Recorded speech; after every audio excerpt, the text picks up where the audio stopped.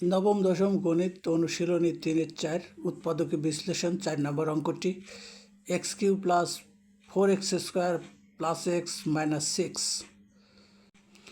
এটা যেহেতু ভাগশেষ উপপাদ্যের একটি অঙ্ক, তো এখানে আমাদের ভাগশেষ উপপাদ্যের পদ্ধতি অনুসারে ধরে নিতে হয় এফএক্স, অর্থাৎ যেহেতু এটা এক্স যুক্ত রাশি, অর্থাৎ চলক সর্বোচ্চ ঘাত প্রথম রাশিটা x³ এবং শেষের রাশিটা চলক মুক্ত একটি ধ্রুব সংখ্যা, মাঝে একাধিক রাশি থাকে। এই রাশিগুলি সাধারণত ব্যালান্স করেই ভাঙতে হয় এবং ভেঙে একটা গ্রহণযোগ্য উৎপাদক, অর্থাৎ গ্রহণযোগ্য একটি উৎপাদক তৈরির লক্ষ্যেই আমরা মাঝের রাশিগুলি ভেঙে একটা ব্যালান্স করি। তো ব্যালান্স করার যে পদ্ধতিটা এখানে আমরা অনুসরণ করি, ভাগশেষ উপপাদ্যের যে পদ্ধতিটা, সেটা হলো চলক মুক্ত যে ধ্রুব সংখ্যাটা সর্বশেষে থাকে ডাইনে, সেটা এখানে আছে -6। তো -6-এর যে গুণনীয়কগুলি আছে সেগুলো +-1, +-2, +-3, +-6। এই গুণনীয়কের যে কোনো একটা প্রয়োগ করে আমরা এখান থেকে শূন্য পেতে পারি। এখানে সবগুলি গুণনীয়ক প্রয়োগ করলে যে শূন্য আসবে তা নয়, এর মধ্যে একটি বা দুইটি উপযোগী যে যাদের প্রয়োগ করলে যাদের মানে শূন্য এখানে পাওয়া যাবে। তা আমরা ট্রাই করব যে কোন মানটা থেকে আমরা শূন্য পাই। তো প্রথমেই আমরা +1 বিবেচনা করব, কারণ +1 এই কারণে যেখানে সর্বোচ্চ ঘাতের সহগ আছে +1 এবং তারপরে x² সহগ আছে 4 এবং x-এর সহগ আছে 1, এগুলি সবই প্লাস। এই প্লাসগুলি যোগ করলে 6 হয় এবং একটা ধ্রুব রাশি দেওয়া আছে -6, তাহলে এই +6 আর -6 শূন্য আসে। এখানে আমরা সাধারণ পর্যবেক্ষণ থেকেই বুঝতে পারি। এই কারণে আমরা প্রথমেই +1 নেব, যাতে আমাদের আর হয়রানির শিকার হতে না হয়। আমরা ধরে নিয়েছিলাম f(x) = x³ plus 4x² plus x minus 6, অর্থাৎ প্রদত্ত রাশিটিকে আমরা f(x) ধরে নিয়েছিলাম। এবার x-এর পরিবর্তে 1 বসাবো, অর্থাৎ যেখানে x আছে সেখানে 1 বসা।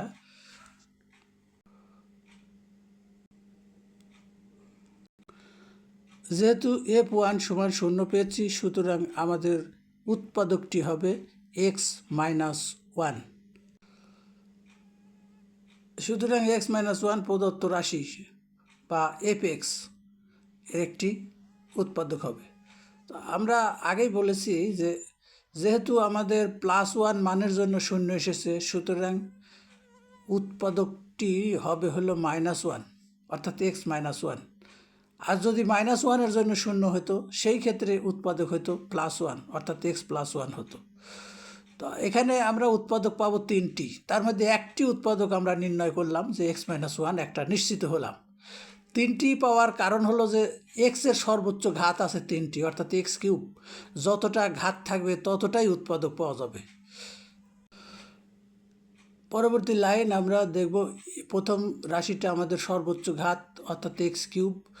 সুতরাং -1 আমাদের উৎপাদক পেতে হলে এই x³ সে পাওয়ার 1 কম, অর্থাৎ স্কোয়ারযুক্ত একটা রাশি নিতে হবে এবং সেটা হবে মাইনাস।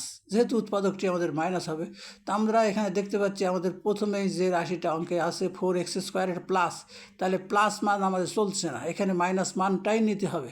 তাহলে আমরা নেব -x² নিলাম। এখন আমাদের আছে 4x², একে ব্যালেন্স করতে হবে, অর্থাৎ আমার 4x² ছিল আর একটা হাওলাত করেছি, অর্থাৎ ধার নিয়েছি, সুতরাং আমার এখন স্থিতি দাঁড়াইছে 5x²। তাহলে আমরা ব্যালেন্স করে ফেললাম।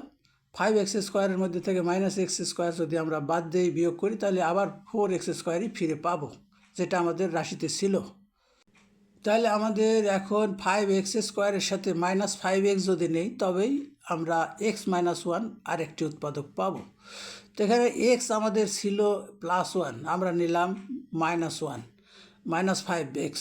তাহলে আমরা একটা x ছিল, তারপরে আরও 5টা হাওলাত করলাম, তার মানে আমাদের স্থিতি হলো 6টি x। প্রথম যুগল থেকে x² কমন নিয়ে x মাইনাস 1 পেলাম। দ্বিতীয় যুগল থেকে 5x কমন নিলাম।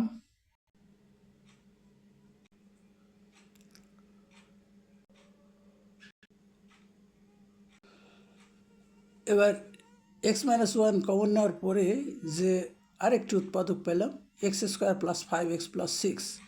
তো এইটাকে আবার উৎপাদক করতে হবে মিডল ফ্যাক্টের নিয়মে। তো আমরা জানি মিডল ফ্যাক্ট মানে মাঝে একটি রাশিকে ভাঙতে হয়। আমরা যেমনটি ভাগশেষ উপপাদ্যে একাধিক রাশিকে ভেঙেছি, কিন্তু এখানে একটি রাশিকে ভাঙতে হবে, সেটা 5x। 5xকে আমরা ভেঙেছি 2x এবং 3x। এই দুটোর যোগফল 5x হবে এবং এই দুটো সহগ গুণ করলে শেষের ধ্রুব সংখ্যা 6-এর সমান হবে।